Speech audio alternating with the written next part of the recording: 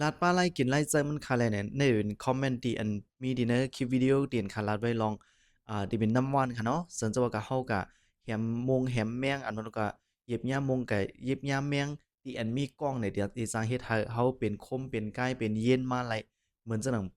ไพ่ไหม้นั่นค่ะเนาะก็เรียกว่าเป็นคอมเมนต์ดีหลีอันหนึงค่ะตอนดากูก็จะดีไปเป้าฮู้ลองไล่เจอตื้อมันจะในค่ะเนาะขาดีขึ้นมาลัดนี่บันกว่าค่ะเอานังสุดเฮารู้เลยฮู้ว่า ขั้นตอน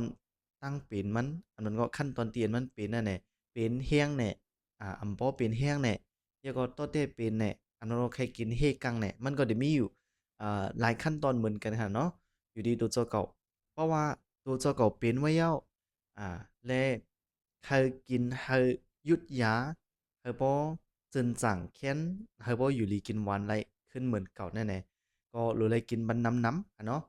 เพราะว่าเหมือนจั่งเราเป็นคมเป็นเจ็บเป็นเย็นไว้อันนั้นก็ยาไผไหม้ไว้ติสาจะได้ไผไหม้แห้งไว้เราก็กินปันตั้งกินตั้งตาค่ะเนาะ1วันได้กิน3ปอก4ปอก5ปอก6ปอก7ปอกกินปันเหมือนจั่งเรากินน้ำกรดไหลเหมือนกันค่ะ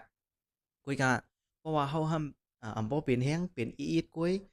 และเราก็กินปัน1วัน3ปอกแหน่กินปัน1วัน2ปอกแหน่ในก็ไหลเหมือนกันค่ะกุยกะเพราะว่าเราเป็นเจ็บเป็นเย็นภายทางนอก ก็อยากให้มันเป็นสิเป็นยินภายทางนั้นอิดๆกล้วยเขาก็ใครกินฟางใครกินเฮ้ใครกิน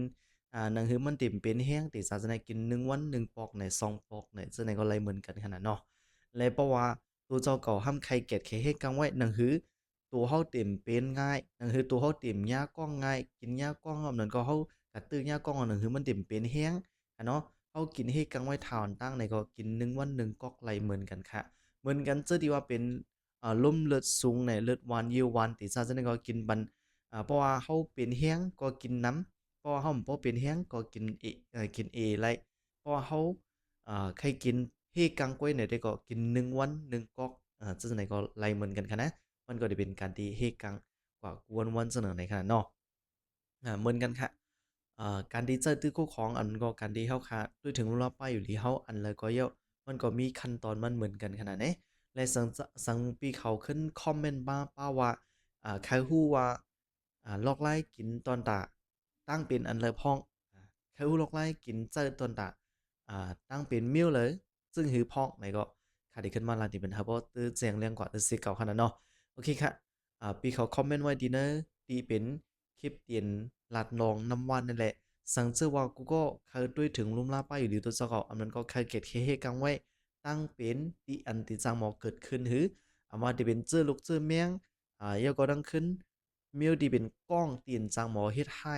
เนื้อเลือดเฮาเนื้อหนังเฮาตั้งนอกตั้งนั่นน่ะแหละกึ่งลีกินบันกูก็ดีค่ะนะคะเนาะและสังเจอกูก็ใครไลใครเจอตื้อเนี่ยปันเซ็นจือดีตั้งสนุกค่ะไรอันมึงเนาะคอมเมนต์ดีได้คอมเมนต์ได้เลยก็ไรเหมือนกันค่ะยาก็ค่าดีขึ้นมาตอบปันกูก็ยา และเซิงเจ้ากูก็เคยเป็นตัวแทนกล้าขายทัดกำแถมป้ายอยู่หลีเจ้าในก็คาก็ฮับเหมือนกันเขาตั้งด้วยถึงลงรับป้ายอยู่หลีตัวเจ้าเก่าแฮยาวก็ขึ้นเป็นก้นตีขึ้นสืบกล้าขายทัดกำแถมป้ายอยู่หลีแล้วขึ้นสั่งเอาเงินเขาไหลขึ้นค่ะนะถ้าไปป้าตัวแทนรายเล็กรายใหญ่เหมือนกันเขาตัวค่าไรเหมือนกันค่ะซานฟาร์มูเจค่ะเมืองสงค่ะ